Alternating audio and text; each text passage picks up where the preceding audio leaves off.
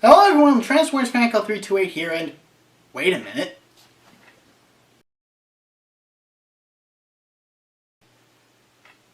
For once! A countdown no one has done yet!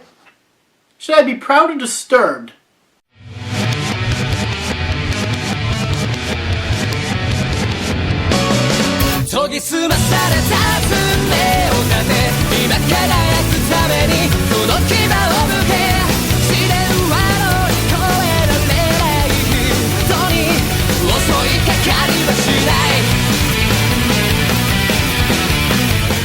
Mega Man X is my favorite incarnation of the Mega Man franchise. The fast-paced gameplay, the epic stories, the iconic characters, the awesome music, the memorable scenarios, and all the little things to collect to improve X, Zero, and eventually Axel. But we're here to discuss X's armor sets. First, none from Command Mission. I haven't played that one, and even if I did, I'm talking strictly the ones from the platformers. Second, Black Zero and White Axel don't count. While solid improvements on both of the characters, I'm interested in the various upgrades X gets to his body structure, as well as platforming and combat capabilities. With that said, here's my top 13 Mega Man X armors. Okay, I have a confession to make. I've never played Mega Man X7. Any attempt I've made to play it never panned out, mostly because my PS2 died before my interest in Mega Man X peaked, and the PC version only existed in Korea. And I'm not smart enough for political humor, so I'm just gonna stop there before I piss anyone off. Despite this, I've seen full playthroughs of the game, and nothing has convinced me that I'd find anything of worth by actually playing it. The long load times, the so bad it's horrible voice acting, the slowed gameplay, the soundtrack with only 3 good pieces in it, the terrible 3D camera, and the fact that the title character is unlockable. That's the kind of fail you have to try to achieve. And I think I know enough about the lone armor set in this game to include it on the list, if only for completion's sake. The helmet basically adds a magnet to increase the pickup range of weapon and health pickups, the arms add some homing missiles to the charge shot, the body gives X a Giga Crash and halves damage, which is standard as you'll be seeing, and the legs give the ability the armor is named after, a slow descent. However, it's just a variation on Axel's hover ability. As if Axel wasn't enough of a weaker X, getting every item in the game makes Axel completely moot. Why bother introducing him if he's a complete waste in his own game? Is it an enhancement? In the game it's saying, sure, but honestly not by much, especially if it's this low on the list. And it's not like X7 had any other armors. It didn't even have the ultimate armor, for crying out loud. X8 was quite the step up from its 2 predecessors, and while it's my second favorite X game behind X5, I have to admit it tended to be hit and miss in certain areas. In this case, the Hermes armor. The helmet halves charge time, which is very helpful. The arms turn the charge shot into a contra spread shot like blast, which I don't particularly care for or find much use for. The body parts make X immune to damage from weaker enemies, which is a neat twist on the standard body armor, and the legs improve X's movement speed and make him invincible while dashing, the latter of which all depends on the timing. The X-Drive enhances all these abilities for a short time, but I never really used it. In fact, I only ever used the Hermes parts when they were collected in that stage, or I haven't obtained the Icarus equivalent. It's got its uses, but I hardly put them to those uses.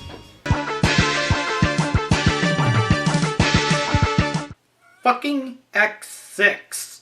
It was a cheap cash grab that frustrated many gamers with a lazy translation, plot holes and inconsistencies that effectively ruined the entire Mega Man canon, fake difficulty up the wazoo, and often counterintuitive nightmare effects that range from minor inconveniences to obnoxious eyesores. While even X6 had its merits, I don't think the blade armor was one of them. It's kind of a middle-of-the-road armor set for me. The helmet basically allows the boss weapon to be used more, the arms make the charge shot a smaller plasma shot from X4, gives a stronger sword attack, and makes the boss weapons chargeable, the bodies have the standard half-damage Giga Attack variety, and the legs bring back vertical air dashing from X3.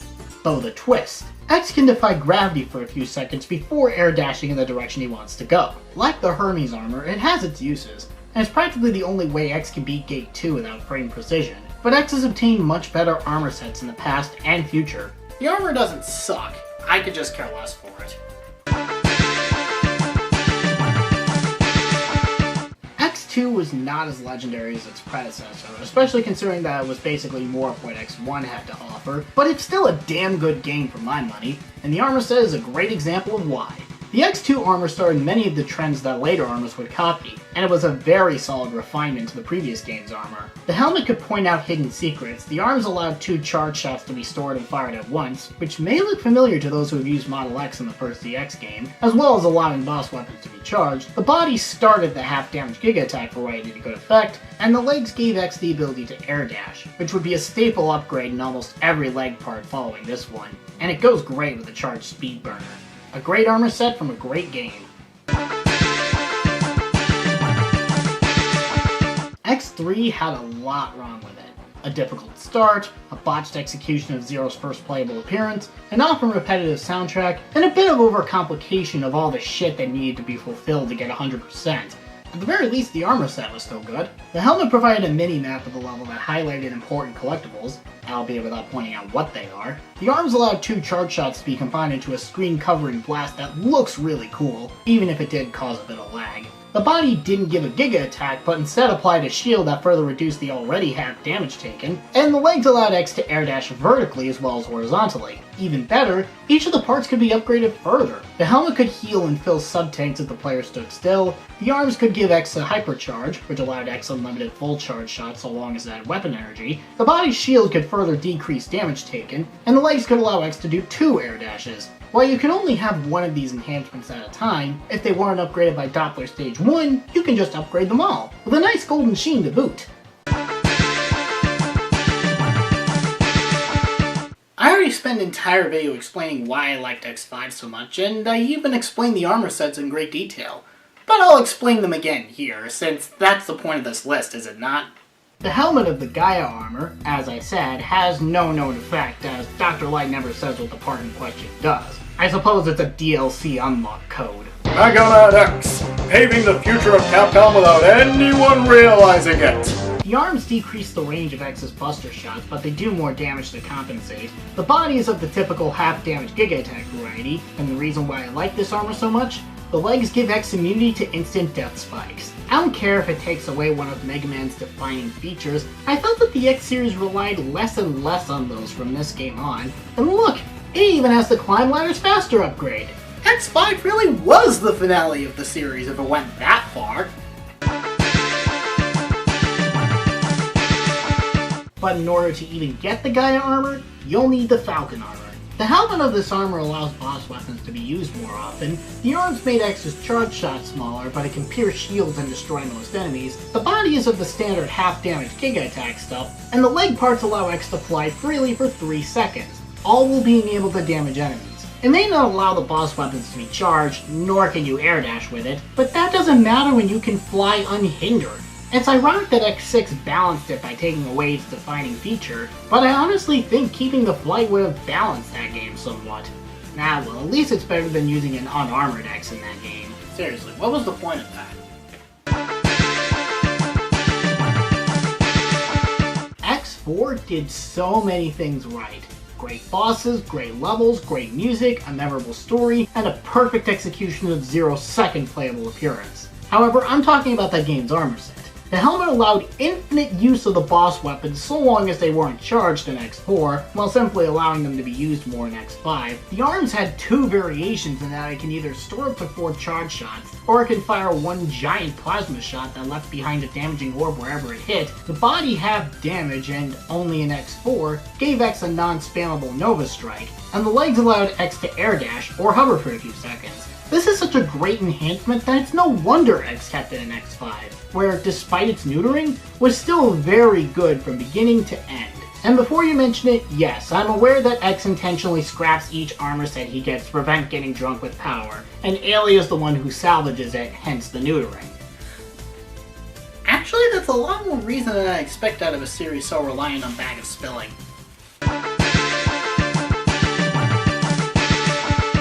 Now, some of you might be wondering why I'm including this armor so high on the list. It's arguably the weakest armor set in the series, with the helmet only being able to break certain blocks, the arms giving X an extra level of charge and chargeable boss weapons, the body simply having damage, and the legs giving X the ability to dash, which in X1 he didn't have naturally, so it was forced upon you. At least in the SNES original. Well, it's probably the most iconic armor set in the series. It's unquestionably an enhancement to X's abilities in X1, and X1 just so happens to be one of the most cherished games in the entire franchise. It's one of only 2 armor sets that has a fully articulated figure arts figure. It's that recognizable. Not to mention, it just looks cool. I don't see how it's supposed to make X look more like Zero, but it proves that simpler is not always worse. Now we're getting into the really good ones. I said that even X6, as bad as it was, had its merits. Awesome music, a decent villain until he pulled Sigma out of his ass, a very rewarding parts system, and in case you couldn't tell by this point, ninja armor! The helmet of the Shadow armor improves X's sluggish sword swings, the arms turn X's buster into a C-shot and makes the fully charged version a stronger saber swing that's tipped can hurt like a weakness, the body is of the half-damage Giga attack type, and the legs allow X to stick to ceilings and walls, as well as retaining the Gaea armor's immunity to death spikes without the decreased speed. But really, the armor is this high because it's f***ing ninja armor! How much more awesome can you get than a robot ninja? Awesome yet practical comes to mind. The Icarus armor completely trumps the Hermes armor for me in terms of usefulness, and red just looks better on that design. The helmet created useful attack aura whenever X jumped, the arms turned the charge shot into a screen-reaching laser, not to mention the obvious improvement on X's overall buster power. The body halved damage and turned every hit into red health, so a Marvel vs. Capcom style switch can deal all that, and the legs improved X's jumping height to match the height reached by Zero's double jump. I admit I never found much use for the Giga attack that only works when all the parts are in use, but if I'm using an armor in X8, it's usually the Icarus armor. Usually. Come on, I had to put this one on the list somewhere. The Ultimate Armor is the most recurring armor set in the entire series, and it's never obtained piece by piece. It's usually obtained by cheat code. Hell, it's mostly a stronger version of the X4 armor in nearly every single appearance it's had, and yet it kicks so much ass every time it shows up. The armor's defining feature is its spammable Nova Strike Giga Crash that never runs out of ammo and flies through anything in its path while completely invulnerable and destructive. X8 was where it became a bit different, but still combined the best of both armor sets from that game, albeit with the Buster's charge shot remaining as it was in X4. Even so, the Nova Strike, while not as spammable, was way more powerful, and its cooldown time was manageable. It's also the other armor set to get a figure arts figure. That's awesome! But haven't you mentioned every single armor set at this point, you may be asking? What mystery armor set could possibly top the Ultimate Armor? Well, I'll try not to sound like a jackass and answer that question right now.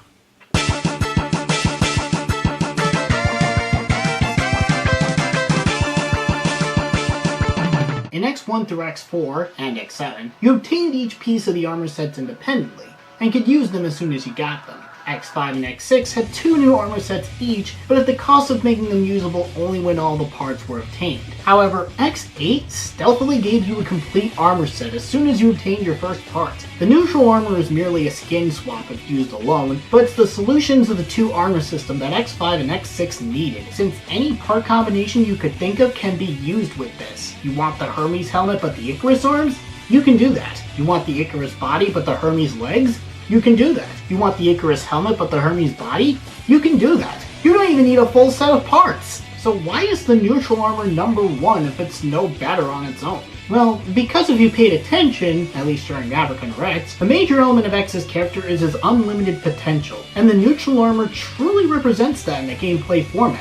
Imagine if something like this was implemented in other games, or even a dream game with nearly every armor set thus far. Falcon's flight, Icarus's buster, 4th infinite weapon ammo, and 3rd shield. Gaea's immunity to spikes, 2nd's double charge shots, Hermes' half charge time, and Icarus's red health system. The potential is perhaps not unlimited, but certainly great, both from a customization standpoint and even from a creative level design standpoint. I understand that objectively unproven ideas shouldn't qualify the neutral armor for the #1 spot, but it was proven to work in X8, and even as just a skin swap, I really like the design.